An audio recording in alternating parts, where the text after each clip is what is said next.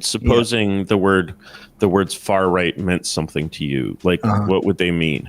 The minute we disagree with a particular tenet or a core tenet, whatever someone considers a core tenet of their particular ideological bent, they are considered immediately to be lumped into the opposition. And so you become far right if you disagree with what they consider to be just common sense progressivism or leftism or whatever.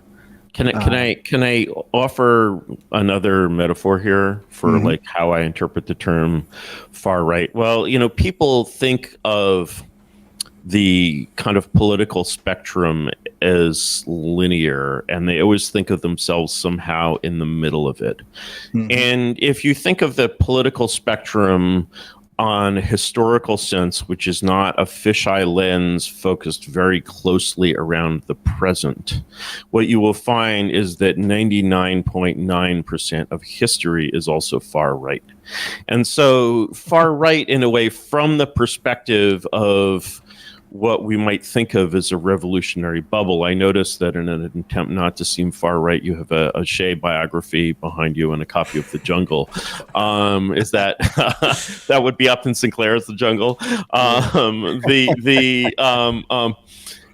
Probably most of the books on your shelf are from, the 20th century. So sort of that's a kind of bubble in and of itself. Yeah. Even though, as the great German historian Leopold von Ranke as the great German, I haven't read that, but it's supposedly a good one.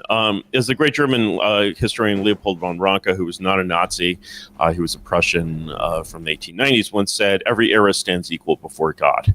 And so, to say that basically when you're to the left, whatever exactly that means, but we have a sense of what it means, when you're to the left of 99.9% of history, and you have, the presumably laudatory biography of this, very questionable figure, Ernesto Guevara, on your shelf. Imagine if we tuned in tomorrow and on your shelf was maybe Albert Speer, or these are perfectly legitimate books published by mainstream houses, but why are all these books about Hitler, et cetera, et cetera, et cetera? And then someone found that you had a sympathetic book about Hitler on your shelf, something by Leon Degrelle, for example, you'd be done. And so there's a strange. That's a really strange geometry. It's sort of characteristic of a kind of mindfuck. These sort of 0 to 1 continuums, I find, are kind of a good way of getting out of that in some sense, to say, well, relatively, where are we? So, one way to think about sort of the Overton window from that perspective is that your Overton window is basically an Overton bubble. Imagine that it's a very, very small bubble, but essentially the spectrum that you can see is entirely within the bubble, which you still think of the Overton window. If it is a window into some larger space, then you think of it somehow as in the middle of that space, but it's not really in the middle of that space. And so, what they're saying is that basically your ideas have gone off the reservation. They're not. They should not be visible. They should not be visible from the mainstream. And what's creepy about that, to those of us, who have lived through the 5 years, is to watch ideas go off the reservation in real time.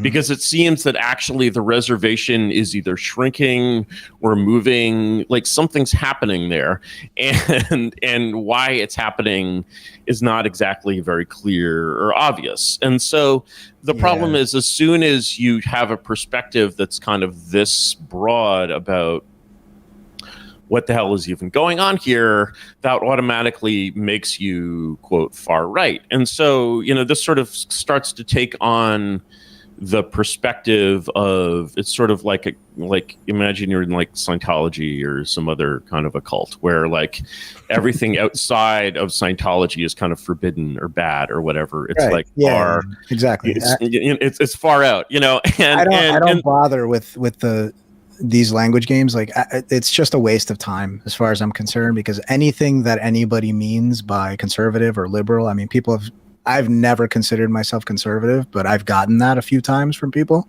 that's what they saw me as. And I just realized, these labels just don't mean anything, really. I think it's better if you basically take your label and instead of making it a label that is attached to ideas, you make it a kind of social label of people's associations. And so, and I don't want that. Basically, I came up with this stupid metaphor where I just ripped off Tolkien, which everyone hates, where red state people are hobbits and blue state people are elves, or at least the ruling white progressive class, essentially, and whoever it adopts into it because it has an adoptive system. Those are elves, right?